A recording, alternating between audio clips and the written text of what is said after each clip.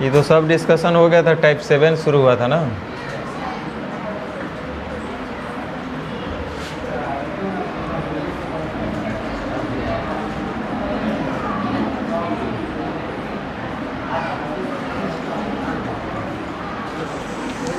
चलिए टाइप 7 में जो क्वेश्चन नहीं बना है पूछ लीजिए।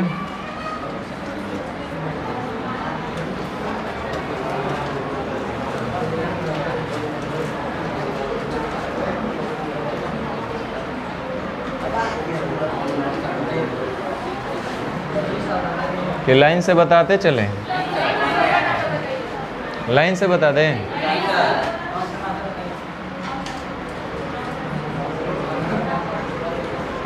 चलिए 1 2 3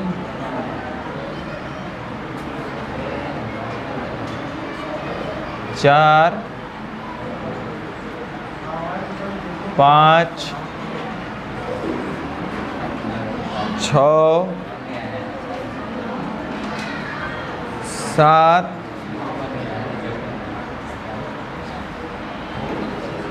8 नहीं बना है।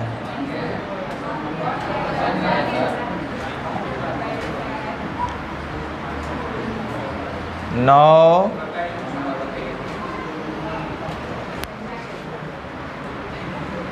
3 संख्या का औसत 135 है।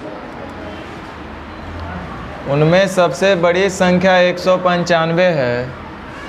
तो बड़ी संख्या एक एक होगा, दो को थोड़े होगा। तो एक संख्या का औसत बोलिए चाहे योग बोलिए, बात वही है। यानी एक संख्या जिसका औसत 195 है। अन्य दो संख्या का अंतर हमको दिया हुआ है 20।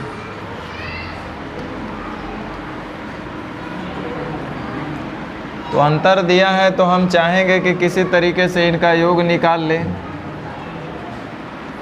इन दो का अंतर, दो संख्या का अंतर दिया है तो हम चाहेंगे दोनों संख्या का योग निकाल लें। क्या इसमें बताना है?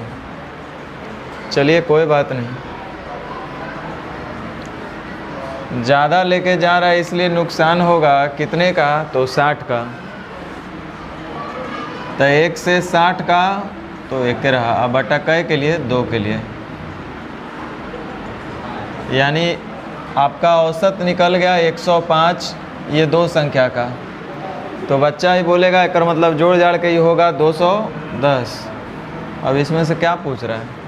छोटा पूछ रहा है तो घटा के 2 से भाग दे देंगे तो 210 में से 20 चला जाएगा 90, 190/2।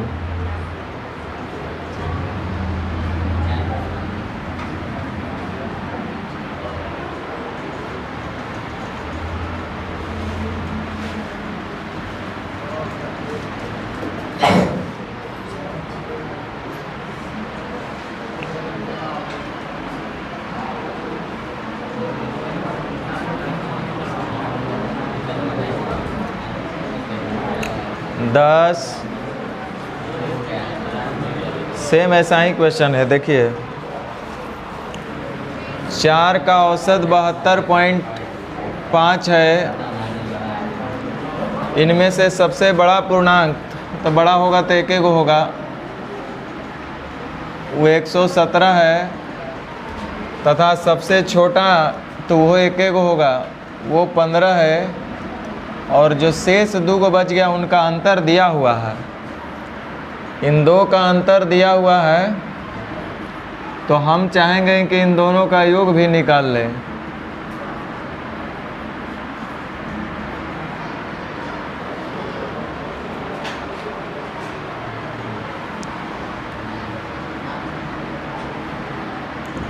छोटा है डायरेक्ट भी गुना करके निकाल सकते हैं, लेकिन आप लोग फिर जिद पे अड़ जाएंगे कि नहीं हमको तो वही करना है। तो करो, जिसके पास टाइम ज़्यादा है वो आराम से कर सकते हैं। चलिए ध्यान दीजिए, ज़्यादा लेके जा रहे हैं नुकसान होगा 117 और इधर है 72.5।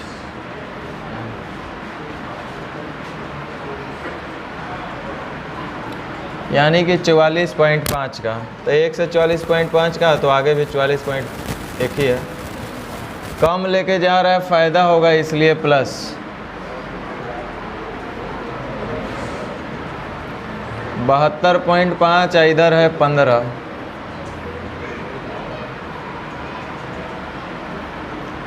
यानी 57.5 का, तो 2 गो है तो 115 हो जाएगा, यानी वो 1 गो है। अब बट्टा 2 के लिए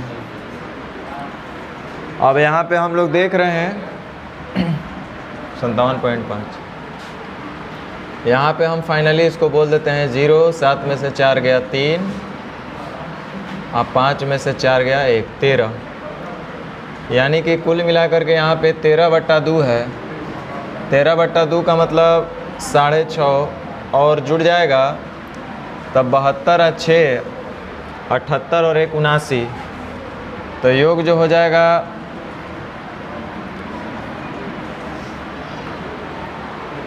158 हो जाएगा।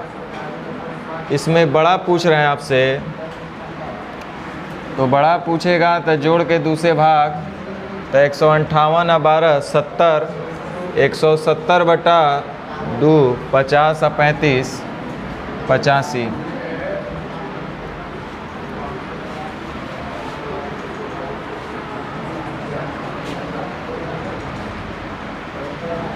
ग्यारह,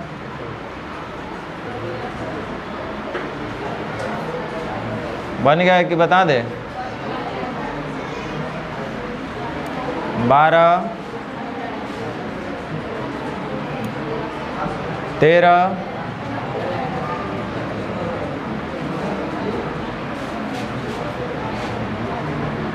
14, 15, 16, 17, 18, मतलब सब लगभग बन गया है।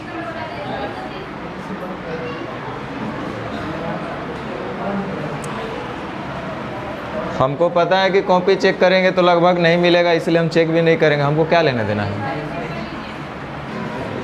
पढ़ो या चाहे मत पढ़ो, हम अपना काम अब चुपचाप करते रहेंगे, तू लोग भी अपना काम करते रहो। देखो ध्यान दो, आप लोग के पीछे ज़्यादा जिम्मेवारी निभाने से कोई फ़ायदा है नहीं। आप अपना काम कीजिए, हम अपना काम करें, ज़्यादा बेटर रहेगा। एक कैसा आ गया?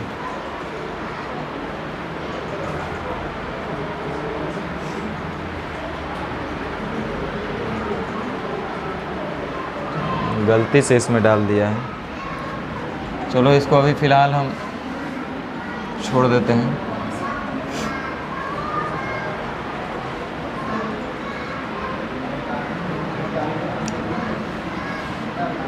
आप होमवर्क बनाए हैं कि नहीं बनाए हैं वो क्वेश्चन में बता देता है। क्या मतलब है, ये आपका दिल गवाही दे रहा होगा कि हम बोल रहे हैं कि सही बोल रहे हैं, कि कैसे पता हमको चल जा रहा है।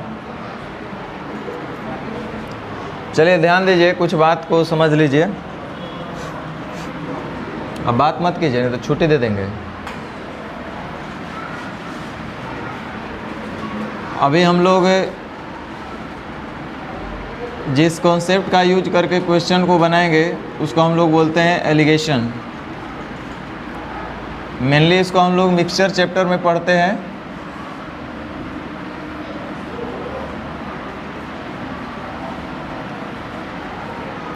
लेकिन उसका ये जो एलिगेशन वाला तरीका है, मेथड है, यहाँ पे अप्लाई होगा, इसलिए थोड़ा सा इसके बारे में जान लीजिए।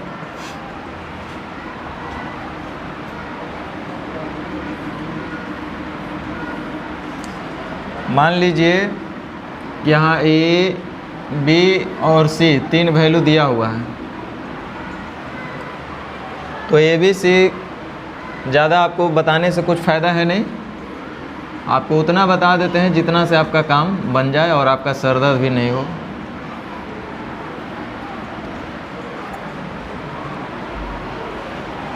देखिए, सबसे पहला बात कि ए, बी और सी तीनों का जो यूनिट होगा वो सेम होगा।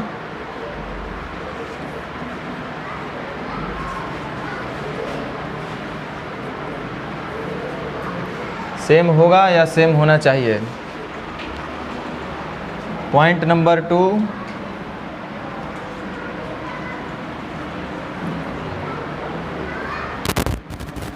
सी जो होगा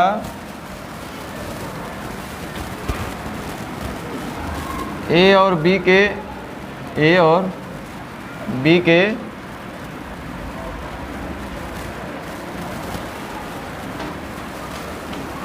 बीच में रहेगा। कहने का मतलब ये है कि सी यदि ए से छोटा है तो एक मतलब सी बड़ा होगा बी से। या तो ऐसे बोल सकते हैं कि यदि सी बड़ा है ए से तो इसका मतलब छोटा होगा बी से। यही मतलब है इसका। आप बस इतने दिमाग में रखिए कि सी जब भी होगा तो ए और बी के बीच का कोई वैल्यू होगा। जैसे ये 50 है तो ये 70 है, तो ये 50 से कभी छोटा नहीं हो सकता है और 70 से कभी ये बड़ा नहीं हो सकता है। मतलब इन्हीं दोनों के बीच में रहेगा। हम यही बोलना चाह रहे हैं कि सी जो है ए और बी के बीच में रहेगा। बीच का मतलब ये नहीं कि 70 और 50 का बीच जो आ रहा है वो 60 आ रहा था 60, वो बीच वाला हम नहीं बोल रहे। मतलब इनके बीच में कहीं लाई करेगा। मतलब 50 से कम नहीं हो सकता है, 70 से ज़्यादा नहीं हो सकता है। मेरा ये कहने का मतलब है। तो ये 2 पॉइंट आपको अगर पता है तो अब आराम से हम लोग हल कर लेंगे। दूसरा बात, थोड़ा सा और हम इस पे बात कर लें। कभी भी जब हम लोग इस मेथड को लगाएंगे तो इन दोनों का डिफरेंस लेंगे पहले। तो इनका जो डिफरेंस लेंगे वो यहाँ पे लिखेंगे। मान लो कि एम आया, और इन दोनों का जो डिफरेंस लेंगे वो यहाँ पे लिखेंगे। मान लो कि एन आया, तो एम और एन क्या आएगा इस पर भी थोड़ा सा हम बता दें आपको। बहुत ज़रूरी चीज़ है और आपका मिक्सचर में बहुत काम आएगा। तो वहाँ पे थोड़ा सा और डिटेल बात हो सकता है तो कर लें। देखिए,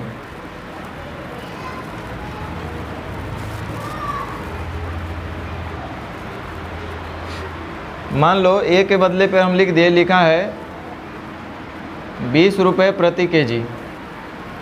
आगे लिख दिया 35 रुपये प्रति केजी, और यहाँ पे बीच में कहीं लिख दिया 28 रुपये प्रति केजी। 2 बात अभी तक आपको बताएं हैं। एक तो ये बोले कि तीनों का यूनिट सेम होना चाहिए। देखिए, रुपये प्रति केजी, रुपये प्रति केजी, रुपये प्रति केजी, यूनिट सेम हो गया।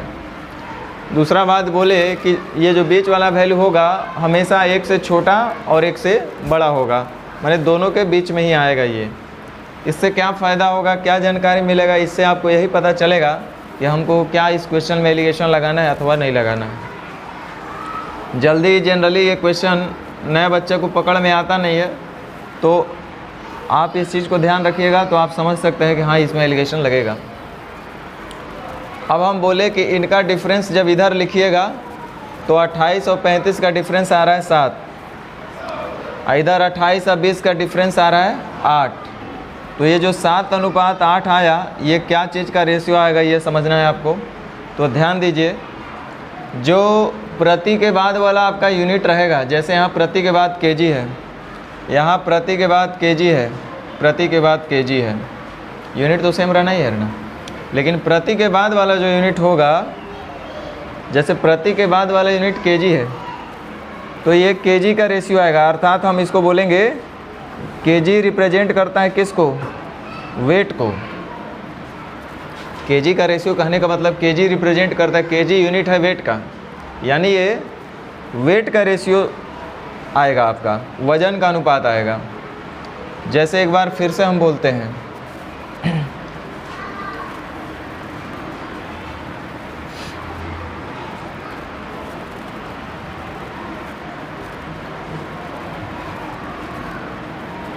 जब आप नहीं मेहनत कीजिएगा तो हम काहे ला करेंगे आपके लिए। कोई फ़ायदा है करे से?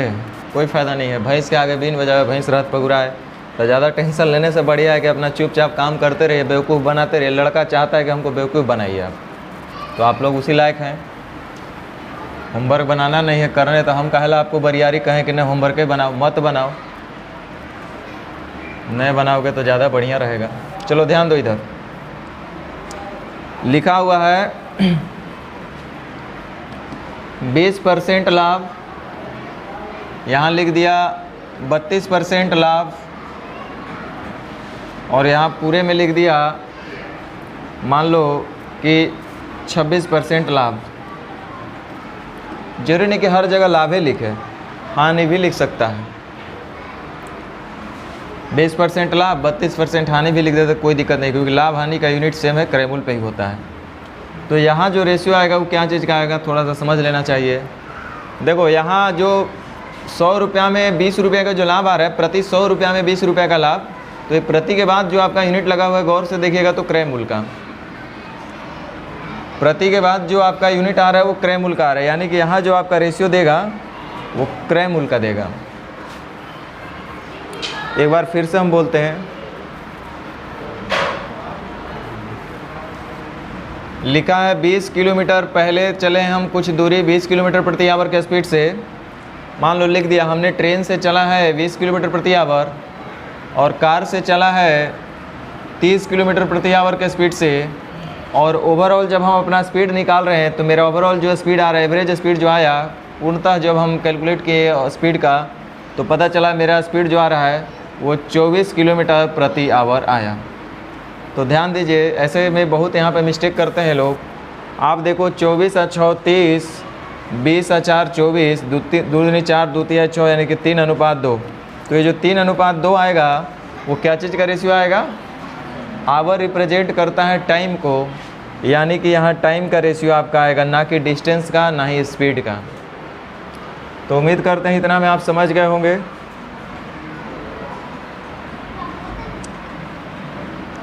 अब आप लोग होमवर्क करके आए हुए रहते तो हम इसको प्रूफ करते कि ये कहाँ से आया, यहाँ माइनस क्यों लेंगे, थोड़ा बताते। हमको ही मन लगता है, लेकिन हमको पता है कि हम बताएंगे तो आपका टाइम पास होगा, तो वैसा काम ही नहीं करना है, ना आप कीजिए ना हम करें वैसा। एक और पॉइंट इसी में ऐड कर दीजिए,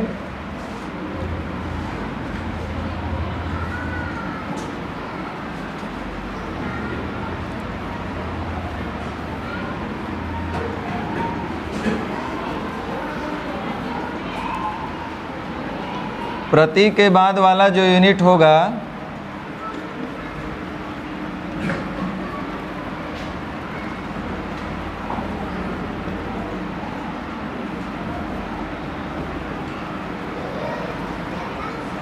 उसी का अनुपात निकलेगा।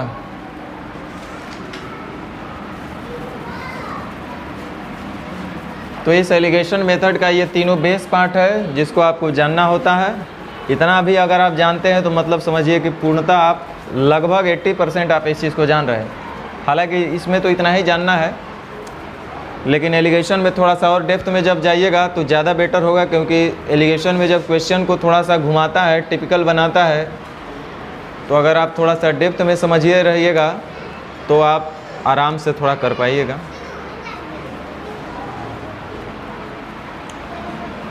हम दावे के साथ बोलते हैं कि इसमें, अब देखो जैसे कौन सा क्वेश्चन था,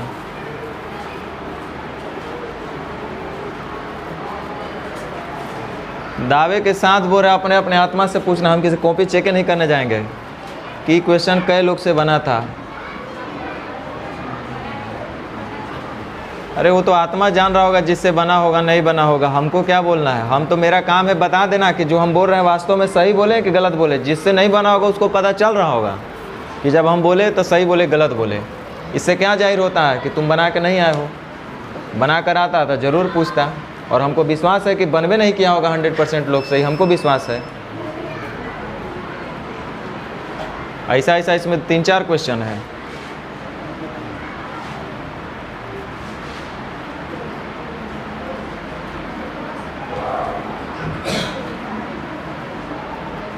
चलिए यहाँ से शुरू करें।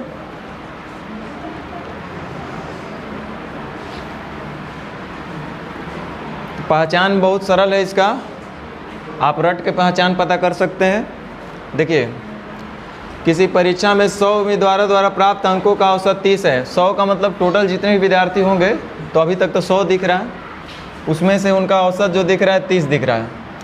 अच्छा, उसमें से कुछ पास हुए हैं, उनका औसत 35 है और फेल होने वाले का औसत 10 है। 100 में से ही कुछ फेल और कुछ पास, तो जाहिर सी बात है जो पास होने वाले विद्यार्थी हैं उनका औसत 35 है,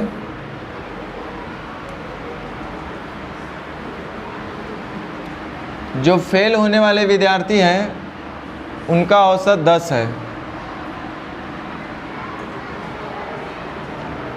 और हमको एक चीज़ दिख रहा है कि ओवरऑल जो सबका एवरेज दिया है वो हम बोले भी है कि जो सबसे छोटा होगा और जो सबसे बड़ा होगा उन दोनों एवरेज के बीच वाला ही वैल्यू मिड वैल्यू होगा।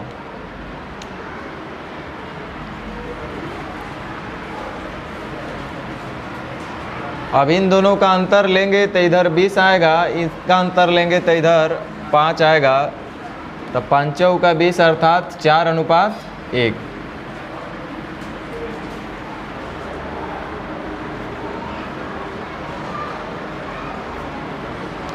आप अगर गौर से इस क्वेश्चन को पढ़िएगा तो आपको पता चल रहा होगा, जैसे हम एक बार पढ़ के बता दे रहे हैं। बोला 100 उम्मीदवारों का प्राप्त अंक का जो औसत है वो 30 अंक है।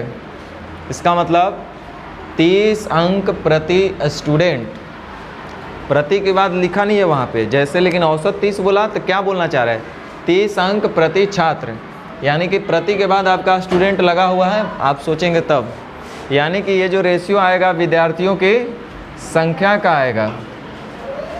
अब देखो प्रश्न में निश्चित राशि पूछ रहा है तो निश्चित राशि दिया भी हुआ है।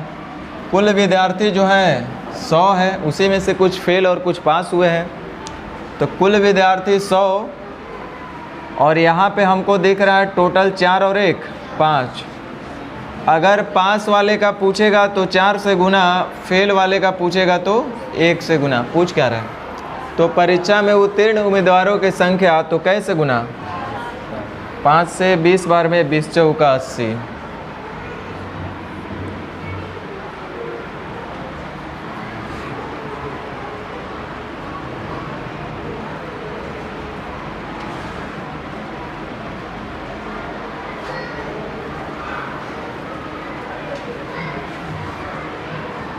चलिए, जिनको बेसिक से वो जो प्रूफ करते तो उसी से आता। देखो जिनको बेसिक से करना होता तो वो कैसे करते, पास होने वाले के पूछ रहा है तो मान लिए कि पास होने वाले विद्यार्थियों की संख्या x है, तो बच्चा भी बोलेगा फेल होने वाले होंगे 100 माइनस x। यदि पास होने वालों का औसत 35 है तो उसका योग हो जाएगा x × 35। x विद्यार्थी औसतन 35 अंक, तो कुल पास होने वाले विद्यार्थियों का योगफल 35x होगा। फेल होने वाले का औसत 10 है तो फेल होने वाले विद्यार्थी हैं 100 माइनस x, तो इनका औसत दिया हुआ है तो योग निकल जाएगा, यानी कि फेल होने वाले का योग इतना है, पास होने वालों का योग इतना है, तो जोड़ देंगे तो पास और फेल का योग पता चल जाएगा। और हमको दिया है कि कुल जो है विद्यार्थी जोड़ जाड़ के 100 होना चाहिए और उनका औसत जो है 30 है, अर्थात इनका योग जो है टोटल इतना होना चाहिए, अर्थात दोनों होना चाहिए आपस में। आराम से आप हल करके आंसर ला सकते हैं।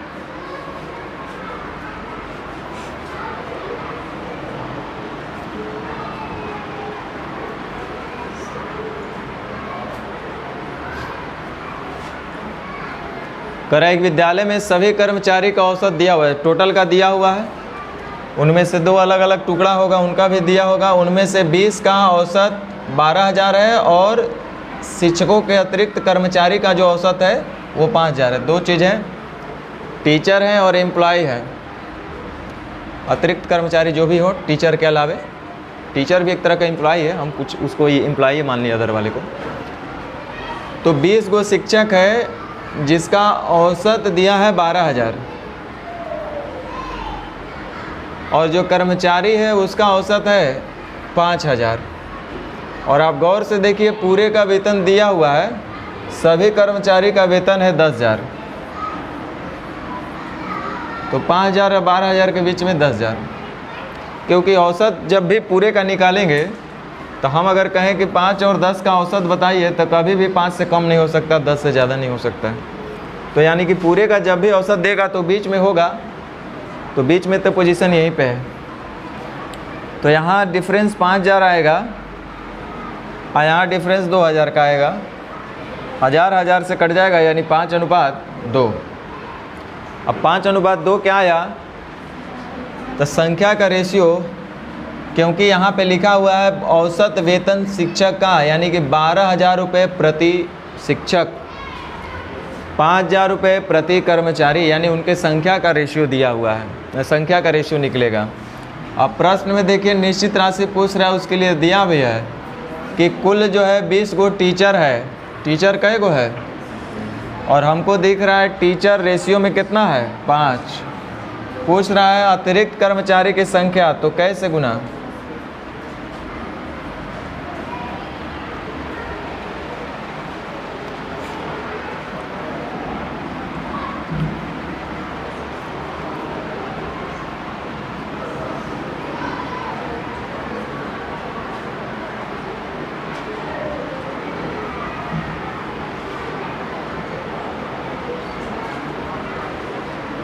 किसी परीक्षा में 120 प्रत्याशियों द्वारा प्राप्त अंकों का औसत 35 है। उत्तीर्ण पास होने वाले का औसत 39 है और फेल होने वाले का औसत 15 है और पूरे का औसत 35 दिया हुआ है। तो हम आराम से निकाल सकते हैं। यहाँ डिफरेंस आएगा 20 का, यहाँ डिफरेंस आएगा 4 का, यानी 5:1। परीक्षा में उत्तीर्ण प्रत्याशियों की संख्या कितना है, तो यहाँ पे लिखा हुआ है कुल विद्यार्थी 120 है। हमको दिख रहा है यहाँ पे रेशियो में टोटल है 6। पूछ रहा है कि परीक्षा में पास होने वाले का, तो पास का निकालना है तो 5 से गुना।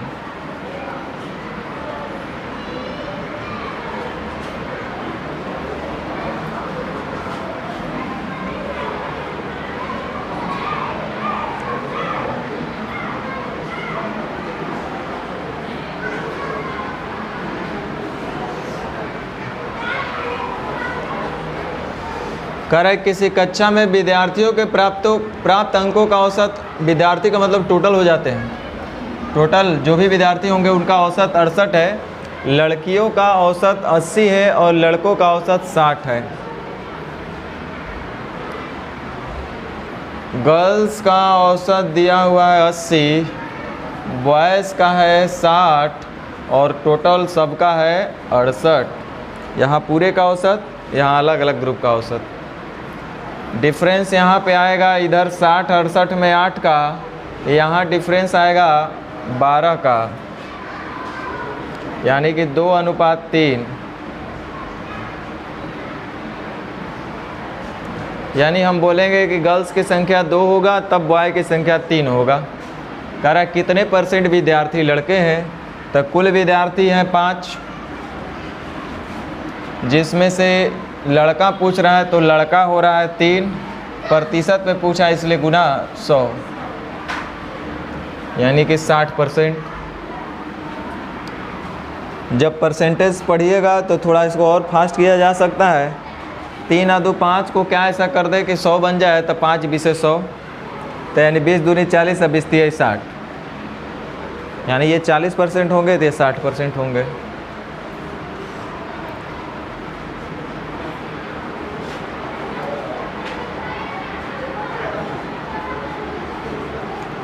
चलिए ध्यान दीजिए।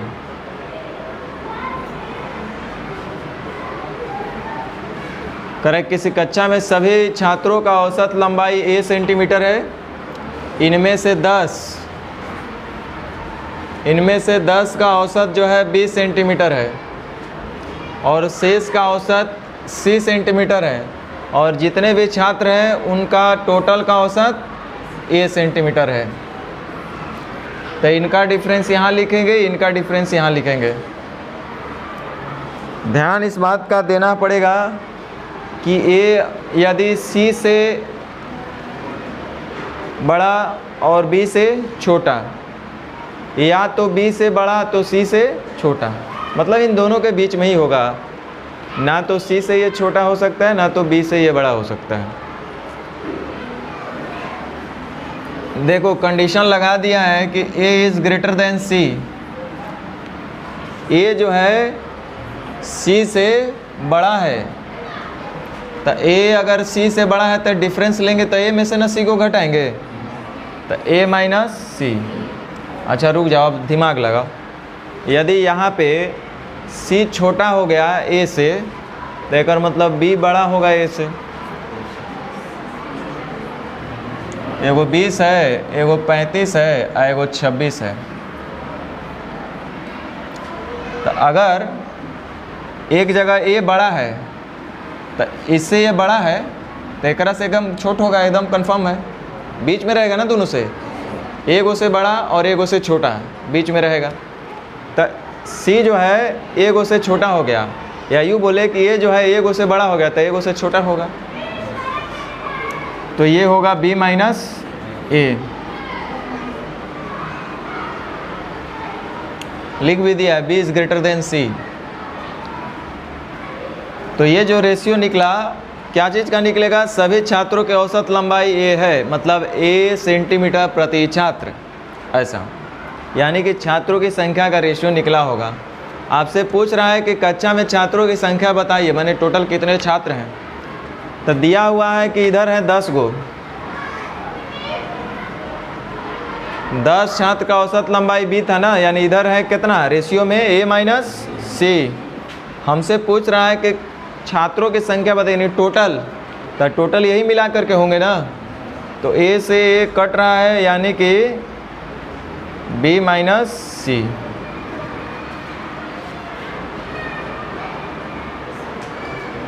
यहाँ 2:3 होता तो क्या करते? यही ना करते, 10 का तुलना 2 से टोटल निकालना था 2, 3, 5 से गुना, वही काम यहाँ भी हम किए हैं।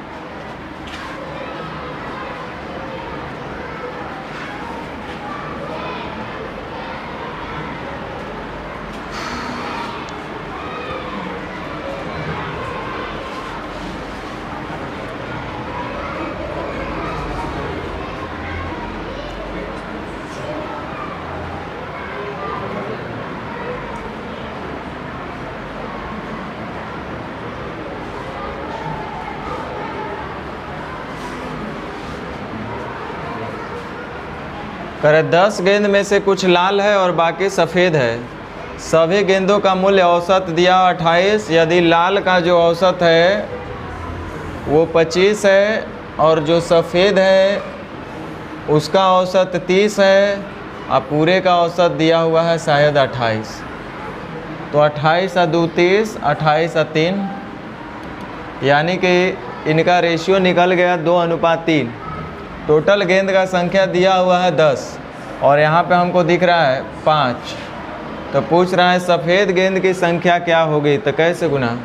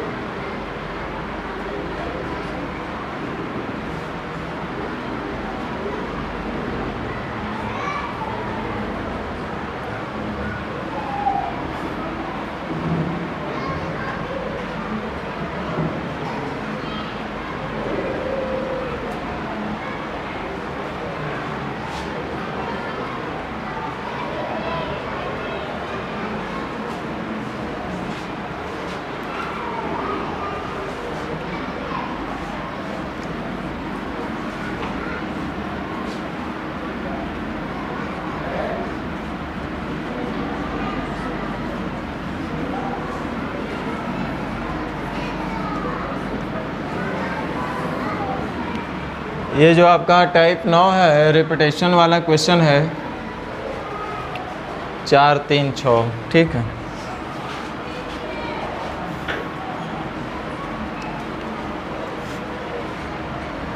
ओवरलैप होगा, एक नंबर जो है 1 नंबर या 2 नंबर ओवरलैप होगा, मतलब रिपीट होगा। चलिए एग्जाम्पल का क्वेश्चन दिया हुआ तो ऐसे भी आप समझ लीजिएगा, ध्यान दीजिएगा। आइए क्वेश्चन को कीजिए, समझ में आएगा। देखिए कह रहा है 6 संख्या का औसत 30 है, 6 संख्या है उसका औसत 30 है।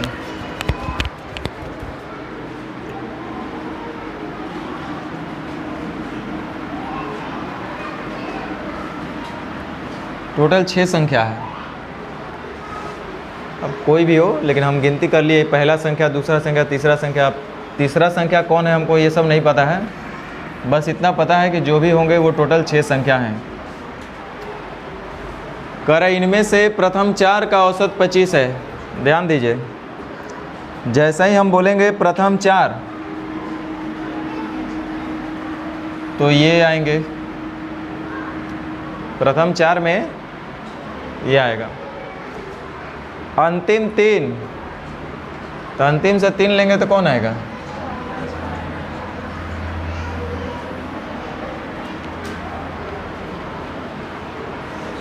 सुन लो, जैसे प्रथम 4 का औसत अगर 25 है तो योग करेंगे तो 25 चौका 100, माने ये चारों संख्या को जोड़ने पर 100 आएगा। अंतिम 3 का औसत 35 है, जब अंतिम 3 को जोड़ेंगे तो योग 35 या 75 से 105 आना चाहिए। लेकिन दिक्कत इस बात का है, यानी टोटल जो हो जाएगा 205, सभी संख्या को जोड़ देंगे तो टोटल कितना हो जाएगा? 205। लेकिन ध्यान देना इस बात का है कि जैसे हम बोले होंगे प्रथम 4 तो उसमें चौथा संख्या आया होगा। ये जो 100 योगफल आया है उसमें चौथा संख्या का भी योग जुटा हुआ है, और अंतिम 3 को जब जोड़े तो जो 105 आया है उसमें भी चौथा संख्या को जोड़ा गया है, यानी कि चौथी संख्या को 2 बार ऐड कर दिया गया है। हालांकि 6 संख्या का औसत है 30, यानी कि 36 या 18, 180 होना चाहिए जोड़ जाड़ के, लेकिन हो रहा है कितना? 200। काहे हो रहा है 205? क्योंकि चौथी संख्या को 2 बार ऐड कर दिया गया। इसका मतलब कि टोटल में से अगर 180 को घटा देंगे तो जितना एक्स्ट्रा ऐड किया गया था चौथी संख्या को, यानी 2 बार रिपीट किया गया था, तो एक बार का उसका वैल्यू पता चल जाएगा, यानी कितना हो जाएगा? 25। कहने का मतलब है कि सभी संख्या का पहले 4 संख्या का औसत जो है 25 है, तो योगफल हो जाएगा 4 × 25। अंतिम 3 संख्या का औसत 35 है, तो 35 या 75 से 105, और इन सभी के संख्या के योग में से ये 6 संख्या के योग को घटा देंगे तो जो रिपीट हुआ था एक बार संख्या 2 बार, वो हमको प्राप्त हो जाएगा। कितना मिल रहा है?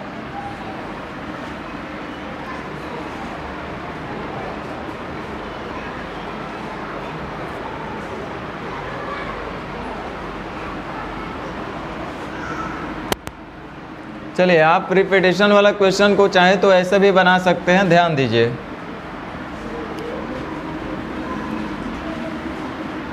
छह संख्या का औसत 30 है, इनमें से पहले 4 का औसत 25 है और अंतिम 3 का औसत 35 है। तो जो ये वो बच गया है ना, रिपीट जो हो रहा है वो कौन सा हो गया ये हमको बताना है।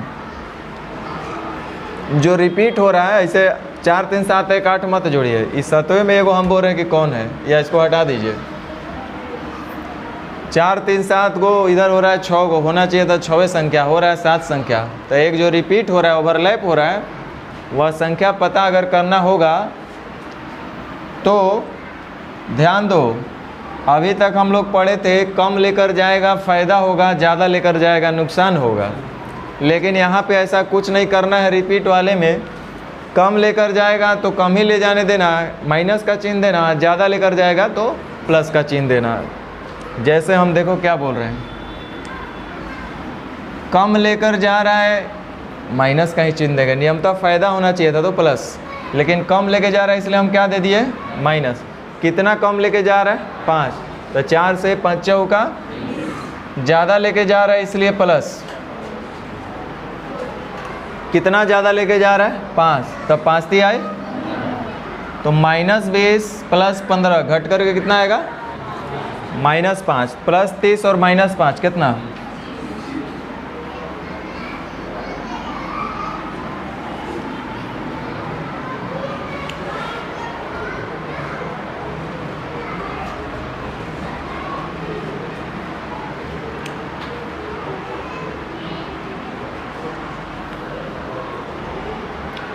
कह रहा है 25 प्रेक्षण का औसत जो है 36 है। यदि प्रथम 13 का औसत इतना और अंतिम 13, देखो 13 दूनी 26, 26 संख्या हो गया, होना चाहिए था 25 यानी कि एक संख्या को रिपीट कर दिया गया है। प्रथम 13 माने 13वां नंबर का जो संख्या होगा वो आया होगा, और अंतिम से 13 तो फिर से 13वां नंबर आ गया, यानी 13वां नंबर को 2 बार रिपीट कर दिया गया। और आपसे पूछ भी रहा है 13वें, 11वां 10वां पूछता तो नहीं बताते। तो देखो 25 प्रेक्षण का औसत 36 है, 13 का औसत जो है 32 है, और फिर अंतिम 13 का औसत 39 है, और ये 26 के योग में से 25 के योग को घटा देंगे तो जो रिपीट हुआ है संख्या अर्थात 13वां वो हमको मिल जाएगा, मिलेगा ना। चलिए, या तो हम बोले कि इसको आप ऐसे भी कर सकते हैं, 25 का औसत दिया हुआ है आपका 36, इसमें से प्रथम 13 का औसत है आपका 32 और अंतिम 13 का औसत है 39। देखो होना चाहिए था 25 संख्या, हो जा रहा है 26 संख्या। तो हम लोग बस आराम से कर लेंगे, कम लेके जा रहा है इसलिए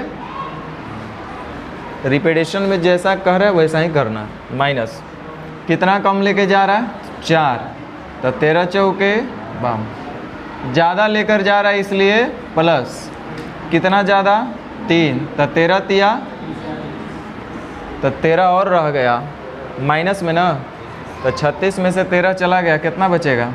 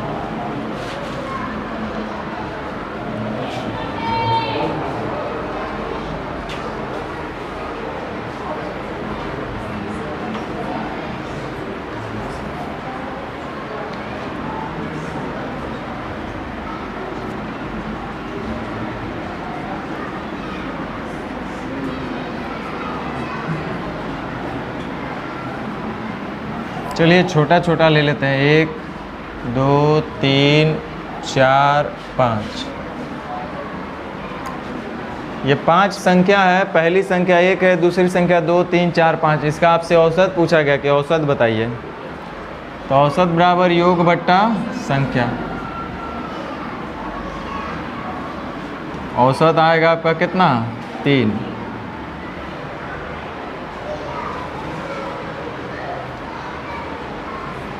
हम क्या कर रहे हैं कि हर एक संख्या को 2 से गुना कर दे रहे हैं। तो हर एक संख्या को 2 से गुना करेंगे तो यहाँ 1 के बदले हो जाएगा 2, और 2 के बदले हो जाएगा 4, और 3 के बदले हो जाएगा 6, और 4 के बदले हो जाएगा 8, और 5 के बदले हो जाएगा बटा 5। तो औसत निकालिए कितना आ रहा है। देखिए औसत कितना आया, 6 आ रहा है ना।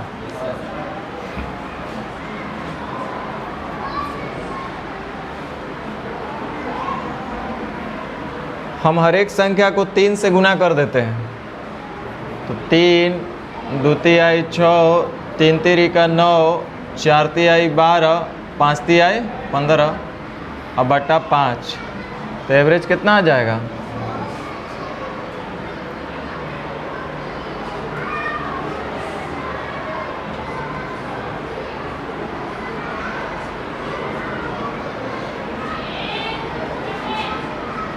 इसका मतलब हमको ये समझ में आया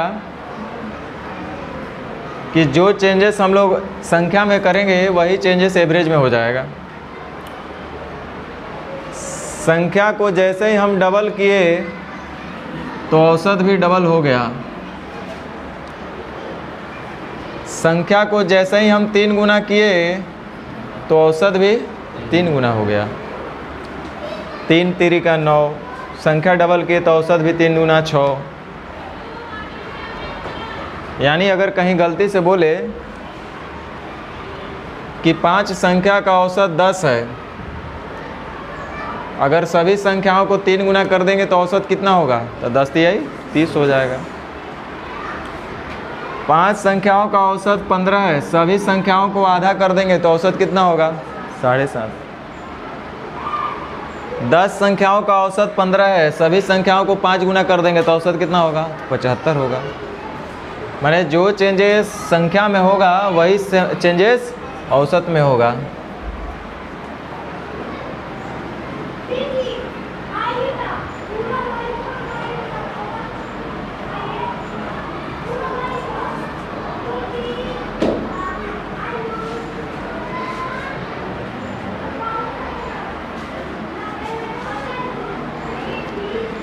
चलिए ज़्यादा नहीं, पहला ही क्वेश्चन ट्राई कीजिए क्या होना चाहिए। कह रहा है 6 गो संख्या है n1 n2 n3 n4 n5 n6। कह रहा है कि अगर सब में से 5 घटा देंगे तो औसत क्या होगा? औसत उसका दिया हुआ है, पहले ये था।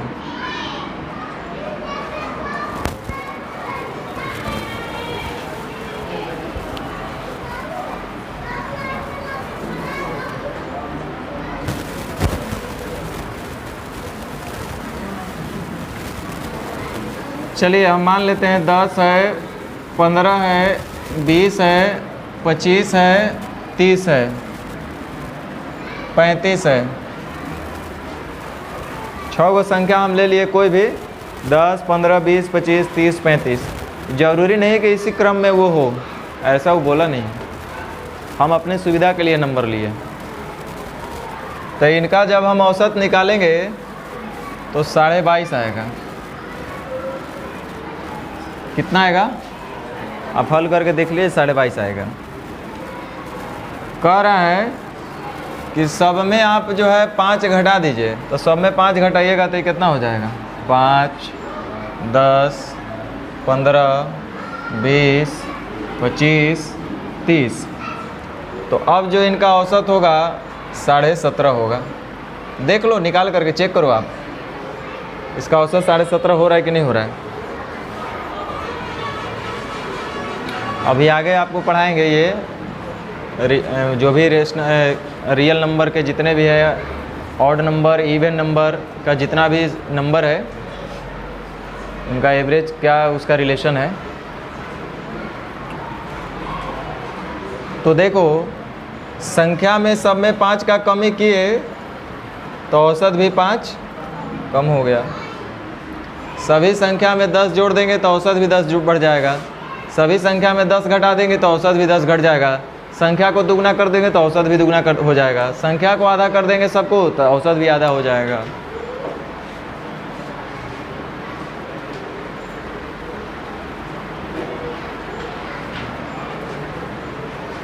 आप खुद सोचो,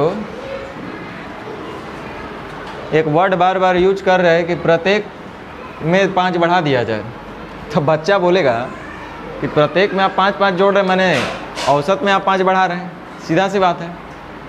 तो जब हम प्रत्येक में 5-5 बढ़ाएंगे कर मतलब सबके हिस्से में 5-5 बढ़ाए, मैंने औसत में ही 5 बढ़ जा रहा है। हम बोले कि सब में 5-5 कम कर दो, मैंने औसत में प्रत्येक के हिस्से में 5-5 कम ही होगा, मैंने औसत में कम ही होगा, सबके लिए कम हो जाएगा। हम बोले कि सबके हिस्से को डबल कर दो, तो भैया सबका हिस्सा डबल हो रहा है, इसका मतलब तो प्रत्येक का हिस्सा यानी औसत भी डबल हो जाएगा। तो इसमें रटने का क्या बात है।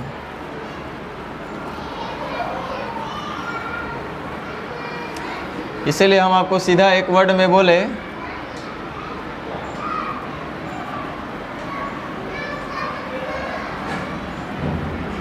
जो चेंजेस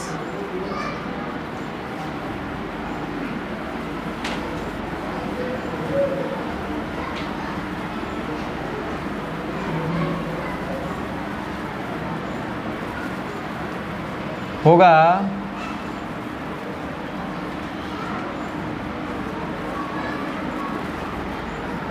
वही चेंजेस उनके औसत में भी होगा।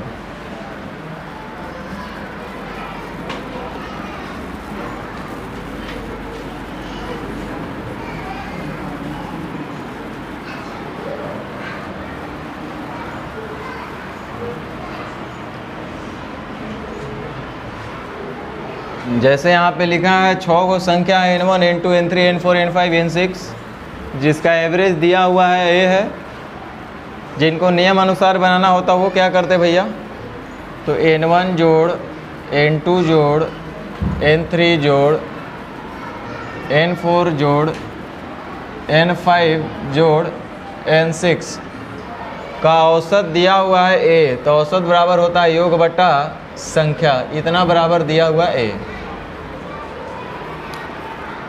यहाँ से हम लोग हल करते हैं तो n1 plus n2 plus n6 का मान 6 से आ जाएगा।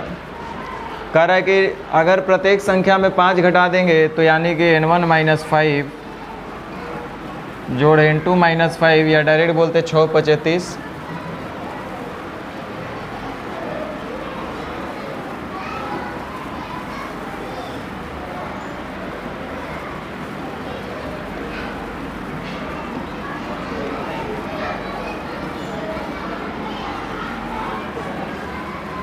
तो इसका औसत बराबर होगा योग बट्टा संख्या।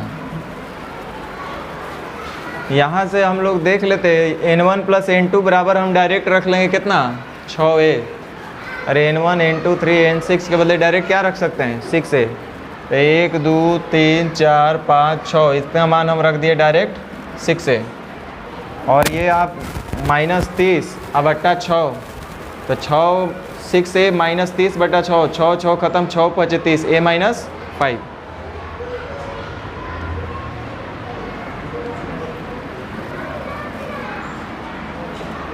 यही एवरेज आएगा ना।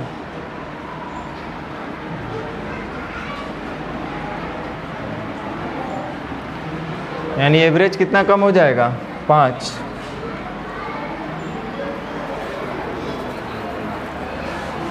या तो आप डायरेक्ट बोलते जैसे ही वर्ड यूज कर रहा है कि प्रत्येक में 5 कम कर दो, मतलब सबके हिस्से में 5 कम कर दो।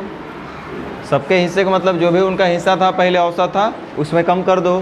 तो पहले हिस्सा था उनका औसत था ये, और सब में 5-5 कमे का मतलब सबके हिस्से में 5-5 कम कर रहे हैं, तो अब हो जाएगा उनका हिस्सा a माइनस 5।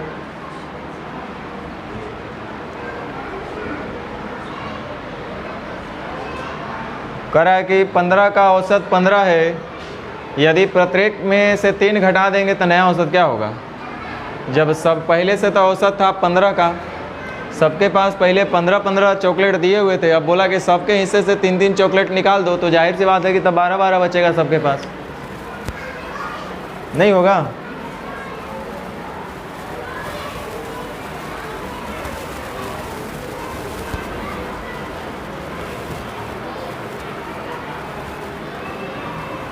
10 संख्या का औसत 30 है। यदि सब में हम 5 जोड़ देंगे तो नया औसत कितना होगा? पहले से सबके पास 30-30 रोटी है और फिर हम बोले कि काम करो सब लोग 5-5 रोटी और ले लो, तो जाहिर सी बात है गधो बोलेगा कि तय कर, मतलब सबके पास अब 35-35 रोटी हो जाएगा।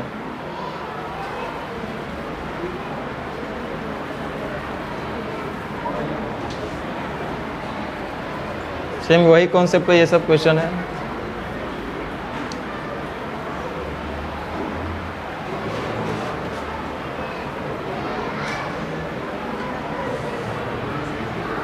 टाइम कितना हो रहा है?